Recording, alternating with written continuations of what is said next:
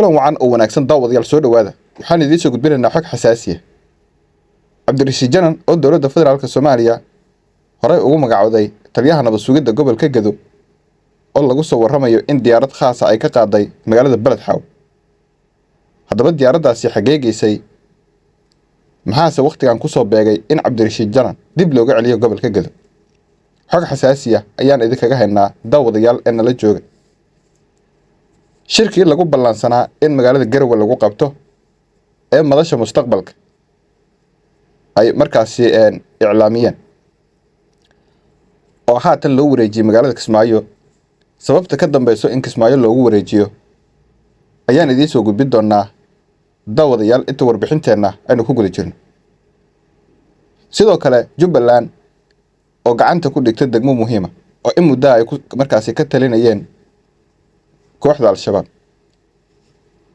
haddaba degmadaas iyo sidoo kale waxaan idinla wadaagi doonaa ahmiyadda ay u leedahay in Jubbaland waqtigan ay gacanteeda soo gasho degmo istiraatiiji ah oo muhiim u ah gacanta Jubbaland. qodobadaas oo faahfaahsan ayaan idinla wadaagi doonaa daawadayaal. nala joog oo muuqaalkan dhamayso. muuqaalkan sidoo kalena like saar siina share gare si dad kale xogteena ay u gaarto. وهجاء Cabdirashiid Janan oo dowladda federaaliga ee Soomaaliya ay horey ugu magacowday gobolka Gedo taliyaha nabad sugidda isla markaana dagaal adag la galay maamulka Jubbaland ayaa lagu soo waramayaa in diyaarad khaas ah ay ka qaaday magaalada Beledxaaw gaar ahaan xerada UK halkaas oo in muddo uu ku sugnaa kadib dagaal qaraar oo la galay ciidan taabacsan Jubbaland.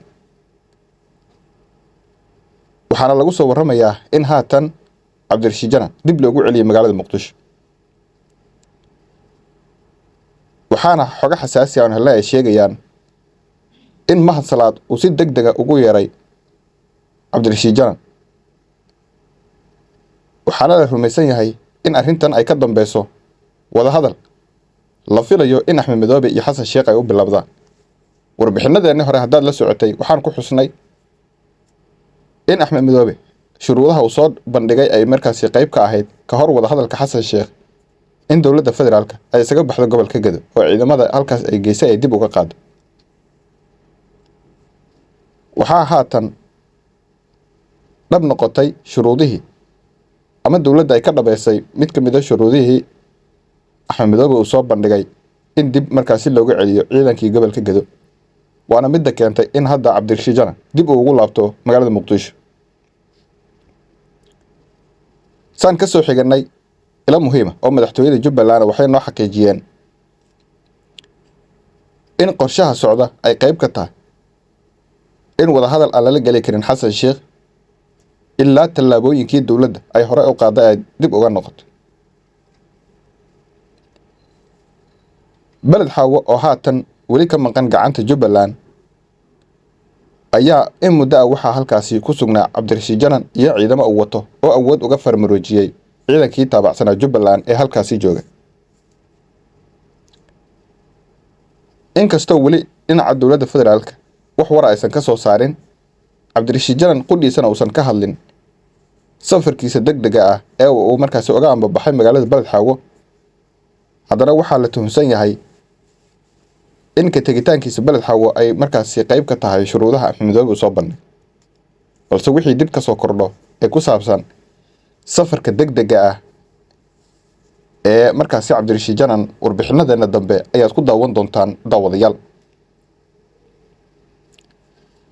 waa hagaag shirkii golaha markaasi mustaqbalka Soomaaliya waa Jubbaland iyo Puntland iyo golaha samata bixinta ayaa lagu soo waramayaa in markaan goobtii marka hore loo asteeyay la bedelay oo Garowe ayaa qorshuhu ahaa in markaasi lagu qabto. haddase waxaa muuqato in Kismaayo loo wareejiyay. shirkan oo markaasi ah mid muhiim ah isla markaana ku soo beegmay xilli xasaasi ah ayaa qorshuhu ahaa in cadaadiska markaasi lagu sii kordhiyo Xasan Sheekh Maxamuud si markaasi looga hortago wax walba oo muddo kororsi ah oo filla Soomaaliya dhankeeda ka socda. haddaba shirkan yaa dalbaday in lagu qabto Kismaayo oo laga wareejiyo magaalada Garowe ee Puntland. Axmed Madoobe dalbaday mise golaha kale ee madasha sida ay noo xaqiijiyeen ila wareedyo xilkas ah waxay noo sheegeen in qorshaha loogu wareejiyey magaalada Kismaayo ay tahay in dhammaan madasha samata bixinta iyo Puntlandba ay muujiyaan in doorashadii Axmed Madoobe ay tahay mid markaasi sharci ah.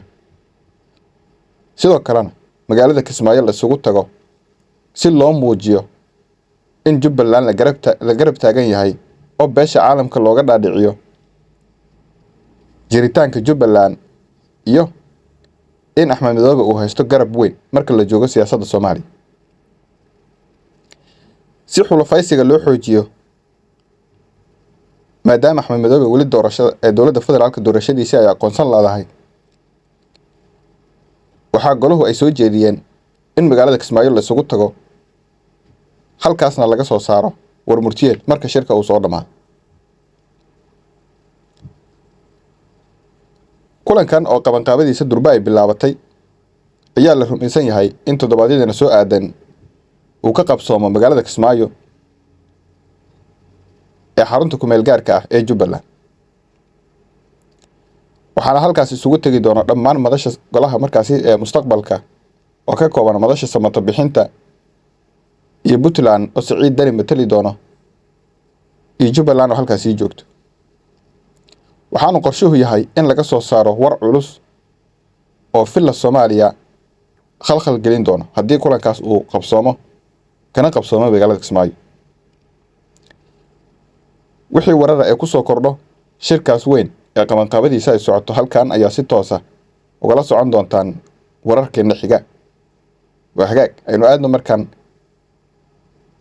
Jamaame oo ka tirsan gobolka Jubbada Hoose oo gacanta Jubbaland soo gashay.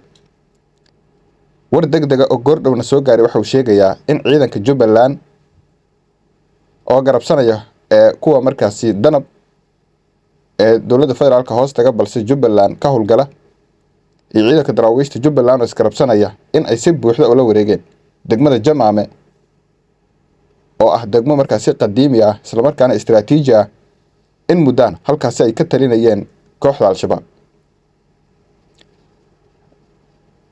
ciidamadan ayaa lagu soo waramayaa in waa barigii hore ee saak ay qaadeen duulaan xoogan iyagoo maray dhowr tuulo oo markaasi ka sokaysa degmada Jamaame oo webiga jiinkiisa ugu dambeynna u suurta gashay in ay gudaha u galaan degmada Jamaame. degmadan oo ah degmo markaasi khayraad badan eeba uu ku manaystay ayaa in muddo waxaa halkaasi maamulayay kooxda Al-Shabaab. saan haatan xogta ku heno weli waxaa halkaasi gacanta ku haya oo ku sugan ciidanka Jubbaland walow aysan cadeen in ay dib uga soo noqdeen. waxaana saraakiil aan la hadalna ee noo xaqiijiyeen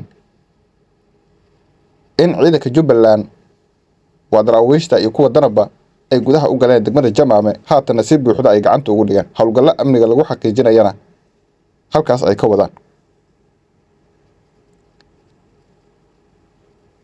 wixii warara ay ku soo kordho howlgalka culus ee Jubbaland ay qaaday una jihaysatay xoreynta deegaanada gacanteeda ka maqan halkan ayaad kala socon doontaan. sidoo kale daawadayaal haddaad nala soo gaartay dhamaadka muuqaalka fadlan subscribe saar channelka oo ku soo biir muuqaalkana like gare. sidoo kale la wadaag asxaabtaada qaybta hoose ee faallada commentigana aragtidaada waa noo muhiim ee noogu reeb.